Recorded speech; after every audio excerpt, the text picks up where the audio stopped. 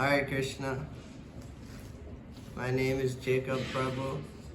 I am here in New Vrindavan.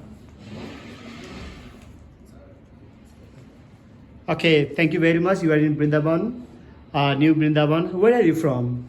I'm originally from Boston, Boston, okay. and I was born into a Jewish family. Okay. And my family wasn't super religious, but I was always interested in knowing what's the purpose of life, from a young age. And I would ask myself these questions.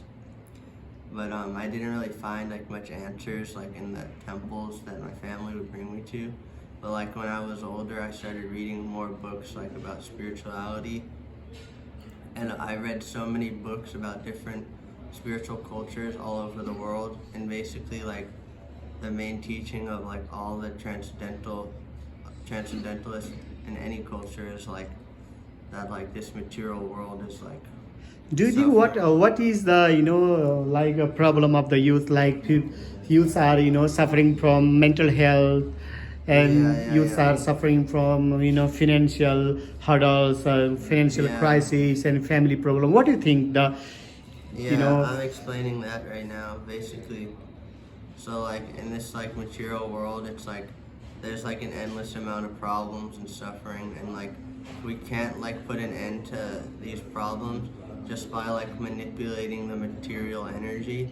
We have to find something that's transcendental to it, that existed before this material physical reality, because once we become connected with that transcendental divine reality, automatically everything in the physical reality gets arranged for you without you even doing anything, because this material reality is under subordinate, or it's under the control of the Supreme Lord Krishna.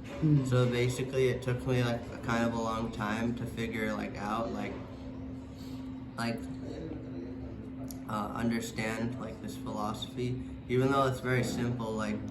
I was just kind of had to read a lot of books, and just I just went through a long process to finally get to the point where I realized that Krishna consciousness has all the tools and the answers for all the problems that humanity is facing. Everything that we do in Krishna consciousness is bona fide from all the acharyas and scriptures and the saints, and they're all saying that when you do kirtan, you chant the Lord's name, then your consciousness becomes refined. So basically the problem is our consciousness is polluted.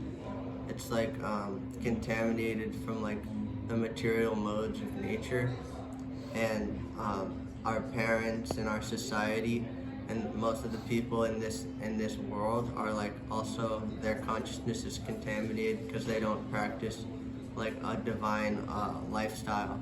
So from birth, we're basically caught in this illusion of these material modes, but Krishna is transcendental. So when we worship Krishna in the right way and we practice Krishna consciousness, then we become transcendent to this Maya, which consists of these three modes.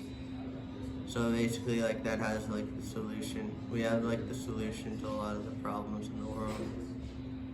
And it's not that the other religions and stuff are bad. It's just I don't think that, from my experience, they provided all the tools and all the philosophy that can help us in a practical way, Okay, so you are in New Brindaban now. So what is the mission of visiting here? This is basically a holy dham. I mean, there's other saints who lived here, and Prabhupada's disciples, Radhanath Maharaj, and I was very inspired by Radhanath Maharaj. I think he's, what can I say about him? He's such an amazing person. So finally, what message do you want to give to the youth? I think that you should chant Hare Krishna and read Srila Prabhupada's books, because this is the greatest blessing you can give to yourself and to the world, is understand what is Krishna. We have to understand that we're souls, we're not this material body, and that the soul has an eternal relationship with Krishna. And like by visiting places like New Vrindavan or going to Vrindavan, it's like you get that actual experience of bliss from the Lord that doesn't compare with anything you'll experience through your five senses or with your mind. Like even by getting very rich or getting like a girlfriend or a nice car, like, or even becoming famous, like all that stuff is like nothing. Like in comparison with the bliss you experience of Krishna, it's like 1/1,000,000th of that. Like once you experience Krishna, it's like you don't even want that stuff anymore. Like Krishna is just so beyond like anything you can ever find. Like there's nothing beyond what the experience of Krishna is. Thank So you very should much. Try to experience Krishna in your life. Thank you so much. Hare Krishna. Hare Krishna.